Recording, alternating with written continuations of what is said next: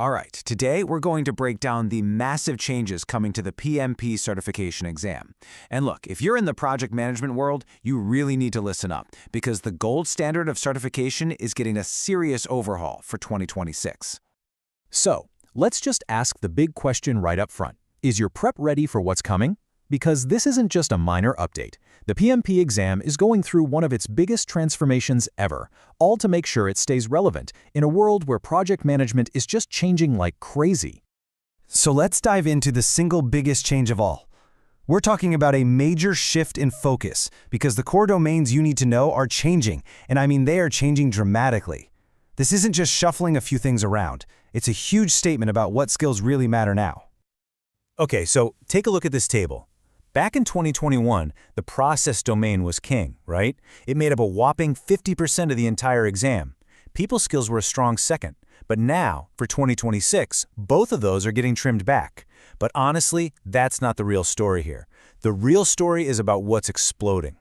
And here it is, the business environment domain.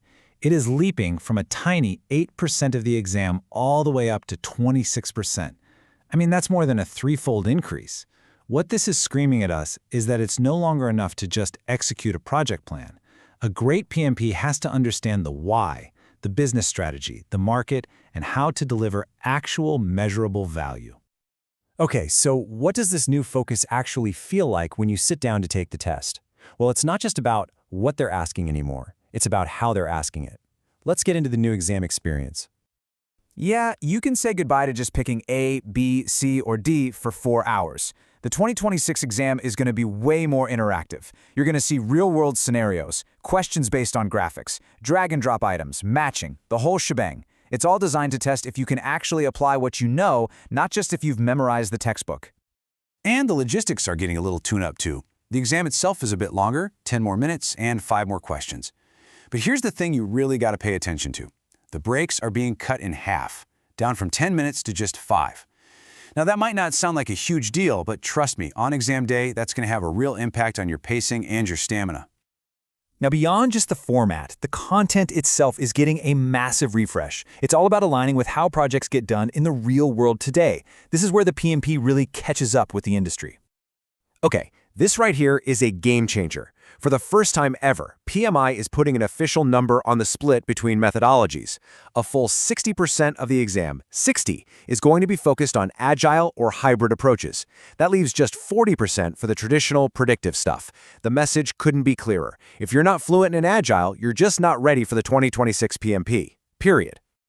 And as if that wasn't enough, the exam is also looking to the future by formally adding 2 absolutely critical topics: artificial intelligence and sustainability.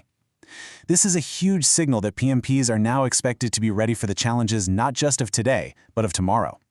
So, with all these big changes, you're probably wondering what it takes to even be eligible for the exam now, right?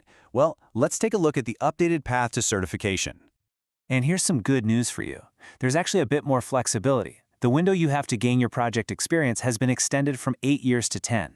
And for anyone already on the certification ladder, if you've got your CAPM, that now counts for 23 of the 35 required training hours. That's a huge boost that makes the path for aspiring PMs a whole lot smoother. Whew. Okay, we have covered a ton of ground. So let's boil this all down. What does this really mean for you? Let's hit the key takeaways you absolutely need to know. So here's the bottom line. Your study plan has got to change. First, the business environment is now king. You have to focus on strategy and value delivery. Second, get ready for practical questions. Practice with scenarios, not just flashcards. Third, Agile is dominant. 60% of the exam, you have to master it. And finally, you can't sleep on those future-focused topics like AI and sustainability. They're here to stay. You know, when you really look at it, this is about so much more than just a new test. It's about completely redefining what it means to be a project leader in this day and age. The PMP is evolving from being about managing tasks to being about delivering real strategic value. And that really leaves us with one big question to think about. How will these changes shape that next generation of project leaders?